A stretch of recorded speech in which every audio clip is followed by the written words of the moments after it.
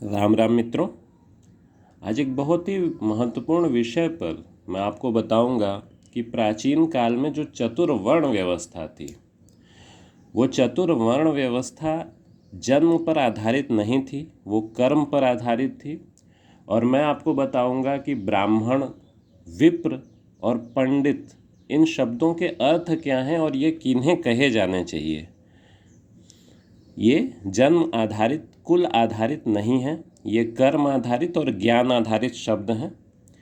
ठीक है, तो मैं स्कंद पुराण 18वें वॉल्यूम और 6th बुक नगर कांड से आपको ये दिया हुआ है। ठीक है, श्लोक संख्या 31-34 आप देखें तो श्लोक संख्या 31 में ये देखें, जन्मना जायते शूद्र संस्कारात् द्विज उच्यते। जन्म से सभी शूद्र होते हैं, संस्कारों से उनका दूसरा जन्म होता है और फिर वो द्विज कहे जाते हैं। मतलब अगर किसी व्यक्ति का कोई संस्कार नहीं होता है तो फिर वो द्विज नहीं कहा जाएगा, वो शूद्र कहा जाएगा। प्राचीन काल के हिसाब से, आज के हिसाब से मैं बात नहीं कर रहा हूँ। आज का समाज एक दूसरे ढंग का समाज है, लेकिन जो प्राचीन काल में जो पद्धति चल रही थी उसको एक ज्ञान की दृष्टि से जो लोग ज्ञान के जिज्ञासु हों उनको अवश्य जानना चाहिए, क्योंकि तमाम सारी बातें, तमाम सारे भ्रम फैलाए जाते रहते हैं। तो देखें, जन्मना जायते शूद्र संस्कारात् द्विज उच्यते। और उसी के आगे कहा जाता है, वेद पाठात भवेत विप्रः। जो वेदों का पाठ करता है उसे विप्र कहते हैं। यहाँ पे कहीं ये नहीं लिखा है कि वेद पाठ कौन करेगा। कोई भी वेद पाठ कर सकता है प्राचीन काल में। देखिए, मध्यकाल में क्या हुआ, क्या नहीं हुआ, कैसे क्या हुआ, उसके बारे में हम यहाँ बात नहीं कर रहे हैं। उसके बारे में भी अभी बात करेंगे, एक उदाहरण से मैं आपको बताऊंगा। लेकिन फिलहाल ये देखिए, वेद पाठात भवेत विप्र ब्रह्म जानाति ब्राह्मण। जो वेद पाठी होता है उसको विप्र कहते हैं, और जो ब्रह्म को जानता है, ब्रह्म ज्ञान होना, तो ब्रह्म ज्ञान के विषय में उपनिषदों में प्रकाश डाला गया है बहुत विस्तार से। 108 उपनिषद हैं और बहुत अच्छे से अगर आप उनको पढ़ें, समझें, ज्ञान मार्ग को हासिल करें। गीता में ज्ञान के बारे में बताया गया है, ज्ञान मार्ग और कर्म मार्ग, ज्ञान योग और कर्म योग। तो उन चीज़ों में से जो ज्ञान मार्ग को जो प्राप्त कर लेता है, जो ज्ञानी हो जाता है, वो ब्राह्मण है, जो ब्रह्म का ज्ञान जिसके पास हो जाता है। तो ये आप देख रहे हैं कि इसमें कहीं भी ऐसा उल्लेख नहीं है कि ब्राह्मण जो फला फला गोत्र में होने वाले, फला फला कुल में होने वाले व्यक्तियों को ब्राह्मण कहा जाएगा। ऐसा कहीं भी उल्लेख नहीं है। ठीक है, ये स्कंद पुराण से ये उद्धृत है। इसके साथ ही मैं आपको पंडित शब्द का भी अर्थ बताता हूँ। ये उक्ति भी बहुत प्रसिद्ध है, ये प्राचीन शास्त्रों में इसका बार बार जिक्र आया है। मातृवत परदारेषु परद्रव्येषु लोष्ठवत् आत्मवत् सर्वभूतेषु यह पश्यति स पंडितः। इसका मैं आपको अर्थ बताता हूँ। दूसरे की परदारेषु यानी दूसरे की स्त्री, दूसरे की पत्नी, जो दूसरे की पत्नी को माता के समान और दूसरे के धन को परद्रव्येषु लोष्ठवत् मिट्टी के समान देखता है, आत्मवत् सर्वभूतेषु और सबको अपने समान समझता है। जिस प्रकार से शंकराचार्य जी ने कहा था ना, एको ब्रह्म द्वितीयो नास्ति। पूरा संसार जो है एक ही ब्रह्म से ओतप्रोत है, व्याप्त है, दूसरा कुछ नहीं है।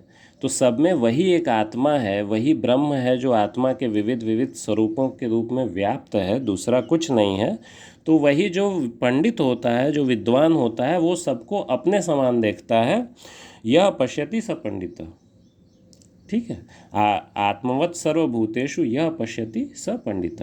और पंडित शब्द का जो अर्थ है, वैसे भी पंडित शब्द इंग्लिश में भी आ चुका है, ऑक्सफोर्ड डिक्शनरी में शामिल हो चुका है। पंडित का अर्थ है विद्वान, किसी भी क्षेत्र का विद्वान, जो किसी क्षेत्र के बारे में विशेष जानकारी रखता है, उसे पंडित कहते हैं। तो यहाँ अगेन आप देख रहे हैं कि ये किसी गोत्र या कुल से संबंधित शब्द नहीं है। ठीक है, अब बात करते हैं कि जातियाँ। तो जातियाँ बहुत सारी हैं, और वो जो जातियाँ हैं, मैंने पहले तो आर्य अनार्य पे 2 वीडियो में बना चुका हूँ, और उसमें मैंने ये चीज़ सिद्ध की कि हमारे ग्रंथों के हिसाब से आर्य अनार्य कोई नस्ल जैसे शब्द नहीं थे। आर्य का अर्थ अच्छे गुण, अच्छे संस्कार, अच्छे चरित्र वाला व्यक्ति था। ठीक है, दूसरी बात आती है अब वर्ण व्यवस्था। तो वर्ण व्यवस्था में एक और उदाहरण मैं आपको देता हूँ। ये तो हो गया ब्राह्मणों के बारे में, ब्राह्मण, विप्र, पंडित, इन शब्दों में अंतर क्या है, और साथ ही साथ ये किन्हें कहे जाने चाहिए, इनका वास्तविक अर्थ क्या है, और ये जन्म आधारित नहीं है। ठीक है, अब बात होती है क्षत्रियों की। तो देखिए, ऋषि विश्वामित्र के बारे में तो आप जानते ही होंगे, बहुत प्रसिद्ध है। रामायण से मैं उदाहरण दिखा सकता हूँ, वीडियो लेकिन लंबा हो जाएगा, इसलिए मैं आपको संक्षेप में बता रहा हूँ। विश्वामित्र गाधी राजा के पुत्र थे, और फिर बाद में उन्होंने ब्रह्मर्षि बनने का निर्णय लिया, और कठोर तपस्या के द्वारा उन्होंने ब्रह्मर्षि पद प्राप्त किया। तो वो क्षत्रिय थे, वो ब्राह्मण बने। ठीक है, इसी प्रकार ऐतरेय ऋषि का जिक्र आता है वेदों में और ब्राह्मण ग्रंथों में। ऐतरेय ऋषि के पिता का पता नहीं था, तो उनके कुल का पता ही नहीं था, गोत्र का पता नहीं था। लेकिन वो जब गुरुकुल में पढ़ने गए तो उनके लगन और विद्वत्ता के आधार पे उनके जो गुरु थे उन्होंने उनको ब्राह्मण बनाया। तो अगेन ब्राह्मण जो है वो कर्म और ज्ञान आधारित एक पदवी थी, न कि जाति आधारित। तो किसी भी कुल, किसी भी वंश का व्यक्ति ब्राह्मण हो सकता था। इसी प्रकार क्षत्रिय, जो भी युद्ध कर रहा है स्वदेश की रक्षा के लिए, वो क्षत्रिय हो सकता था। और वणिक, यानी जो व्यापार कर रहा था, वो वणिक हो सकता था। और जिसने कोई भी संस्कार नहीं ग्रहण किए वो शूद्र रह गया। ये प्राचीन ग्रंथों से हमें पता चलता है। ये मैं कोई अपना ओपिनियन नहीं बता रहा हूँ, ये प्राचीन ग्रंथों में ये चीज़ें लिखी हुई हैं। और यहाँ पर आज के जो संवैधानिक व्यवस्था से भारत चल रहा है, और विश्व के अलग अलग देशों में अलग अलग व्यवस्थाएं हैं, तो आज के परिप्रेक्ष्य में ये बात बिल्कुल अलग है। लेकिन एक चीज़ याद रखना चाहिए कि जो वास्तविक प्राचीन काल में वर्ण थे, जो चतुर्वर्णों का कॉन्सेप्ट था, जातियां तो थी ही नहीं। रामायण के काल में जातियां नहीं थी। वाल्मीकि रामायण में कहीं भी ज्ञाति शब्द का उल्लेख नहीं आया है। संस्कृत के ज्ञाति शब्द से जाति बनी है, तो उसका उल्लेख वाल्मीकि रामायण में कहीं भी नहीं आया है। मैंने इस पर पूरा शोध किया है। तो जातियां नहीं थीं, बल्कि वर्ण थे, 4 वर्ण, और 4 वर्णों में द्विज थे और शूद्र थे, और उन द्विजों में फिर ब्राह्मण, क्षत्रिय और वैश्य कहलाते थे। लेकिन वो कर्म आधारित थे, ये पता चलता है। ठीक है, कहीं भी इस तरह का उल्लेख नहीं आता है कि क्या जाति आधारित, मतलब जन्म आधारित भेदभाव इस तरह का हो रहा हो, ऐसा कहीं भी उल्लेख नहीं आया है। सब जगह कर्म आधारित की बात की गई है। इसी प्रकार युद्ध कांड में श्री राम ने रावण को क्षत्रिय बताया है। अब देखें, ये एक बहुत बड़ा कन्फ्यूजन है। लोग कहते हैं रावण ब्राह्मण था, वो ब्राह्मण नहीं था। वाल्मीकि रामायण में कहीं भी उसको ब्राह्मण नहीं कहा गया है। मैं आपको अभी प्रमाण दिखाता हूँ। ये युद्ध कांड का 109वां सर्ग है, आप देख रहे हैं। ठीक है, और इसमें श्लोक संख्या 15 देखिए। ठीक है, ये रावण के बारे में विभीषण को समझा रहे हैं श्री राम। और श्लोक संख्या 15 देखें, जो लोग अपने अभ्युदय की इच्छा से क्षत्रिय धर्म में स्थित होकर सम्रांगण में मारे जाते हैं, इस प्रकार नष्ट नहीं होते। ठीक है, यहाँ ध्यान देने की बात यह है, क्षत्रिय धर्म, तो आज जो हम धर्म को समझते हैं ना कि हिंदू मुसलमान, प्राचीन काल में इस तरह का नहीं था।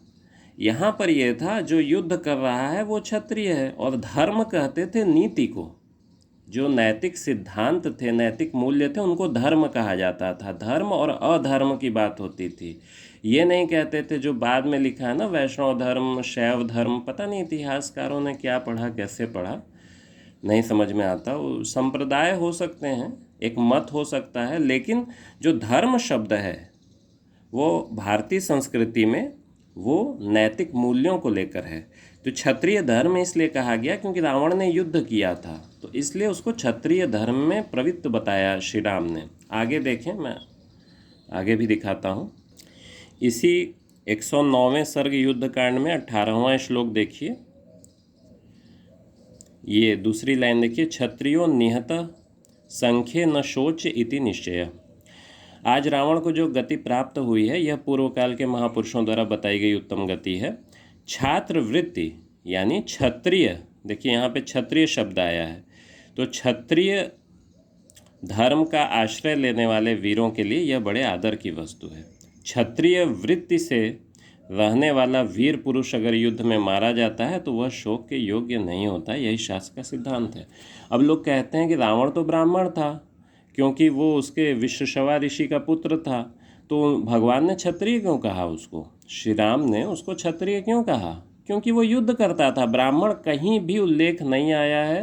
पूरा वाल्मीकि रामायण मैंने बार बार पढ़ा, मैं दावे से इस चीज़ को डंके की चोट पे कह रहा हूँ कि रावण को कहीं भी ब्राह्मण नहीं लिखा गया है, क्योंकि उस समय कर्म आधारित था। बाद में मध्यकाल में चीज़ें जन्म आधारित होने लगीं, तब रावण को लोग बताने लगे कि अरे भाई वो तो ब्राह्मण था। ब्राह्मण कहाँ था, वो तो राक्षस था, उसकी वृत्तियाँ सारी राक्षसी थीं, उसके सारे कर्म राक्षसी थे, लेकिन वो युद्ध उसने श्री राम से किया तो वो क्षत्रिय श्री राम ने उसको कहा। तो यहाँ जन्म से कोई मतलब नहीं है।